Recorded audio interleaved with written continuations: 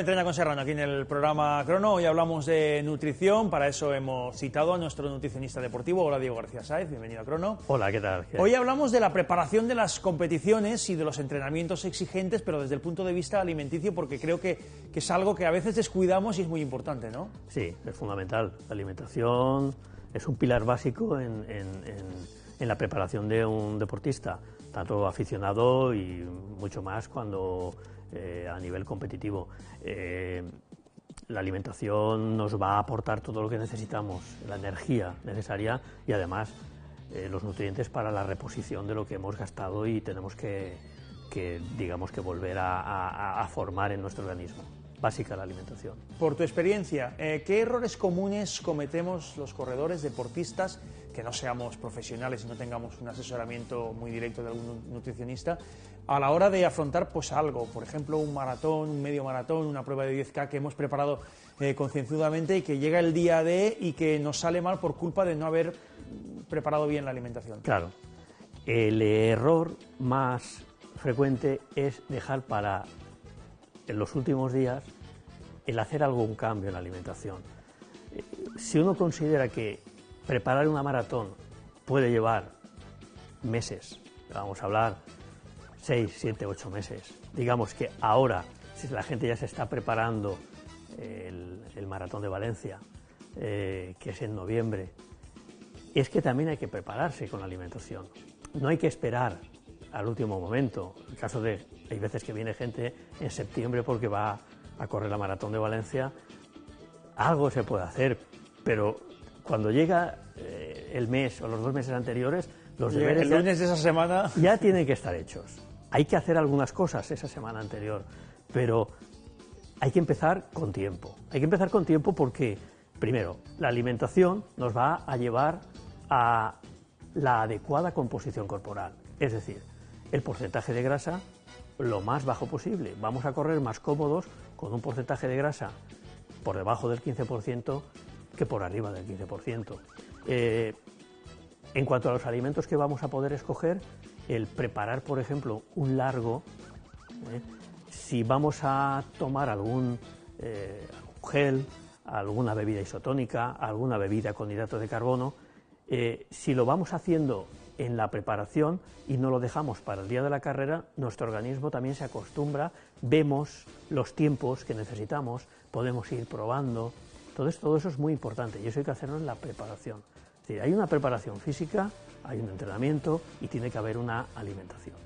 ¿Existe alguna una especie de tabla, digamos, en que a partir de la duración del esfuerzo o la intensidad en la que ya nos marque que necesitemos reponer de manera especial el glucógeno de nuestro cuerpo? A ver, en realidad sí. Digamos que quizás los 10 kilómetros sería más o menos el límite en el que necesitaríamos algo durante o no. 10 o 12 kilómetros. Depende también la preparación del corredor y depende un poco de sus condiciones. Pero más o menos ese límite de esa distancia puede ser la clave. Correr 8, 10 o 12 kilómetros haciendo una buena preparación antes no necesita el que ingiramos ningún suplemento de hidrato de carbono durante. Hay que tener en cuenta que un error frecuente es dejar mucho tiempo desde la comida anterior al entrenamiento y el entrenamiento. Hay que preparar, lo que yo digo, hay que preparar el entrenamiento. Entonces, tomar media hora o 3/4 de hora antes algún alimento rico en hidratos de carbono, como puede ser plátano, alguna barrita de cereales. Hay bebidas que contienen polímeros de glucosa de fácil asimilación, que podemos tomarlos un poquito antes y al principio de la carrera, del entrenamiento. Y a partir de los 10-12 kilómetros, y hay que pensar que sí que es probablemente que necesitaríamos tomar algo. Porque es importante tener en cuenta que durante el entrenamiento no tenemos que vaciarnos del todo. Vaciarse del todo de hidratos de carbono supone que luego vamos a necesitar una reposición mayor. Entonces, preparar y tomar durante.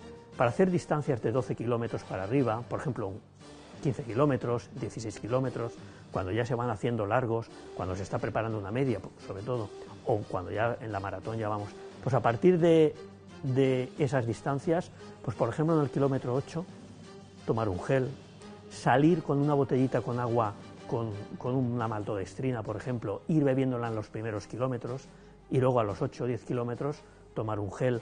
Para distancias de 18 o 20 kilómetros, pues a lo mejor a los 8 y a los 15 podría estar bien. Más o menos ahí deberíamos de... Hasta 10 kilómetros no necesitamos nada. Buena preparación antes y... Era una cuestión muy ambiciosa la de hoy, por supuesto vamos a volver otros días a hablar de este asunto porque es muy importante, pero también para que quede claro, porque a veces nos pasamos a la inversa, es decir, nos tomamos un gel que nos hace el efecto cuando estamos haciendo la foto o en la ducha. ¿Cuándo es lo mínimo, digamos, antes para que tenga efecto dentro de la carrera que nos deberíamos de tomar? La verdad es que se asimilan con bastante rapidez, es decir, en 15-20 minutos se suelen asimilar los geles. Lo que hay que tener en cuenta que el aparato digestivo está un poco distraído en el momento que estamos corriendo, porque digamos la sangre tiene que estar en otras zonas, en músculos y siempre en el cerebro, que es donde tiene que estar, digamos, toda la atención y toda la concentración. El estómago ahí no puede tolerar gran cosa. Pero los geles tienen la facilidad, las maltodextrinas, la glucosa, se digiere bastante rápido, es decir, su proceso de digestión es muy rápido y su asimilación en pocos minutos lo tenemos asimilado. 15-20 minutos lo tenemos asimilado. Entonces no suele haber mucho problema en ese sentido.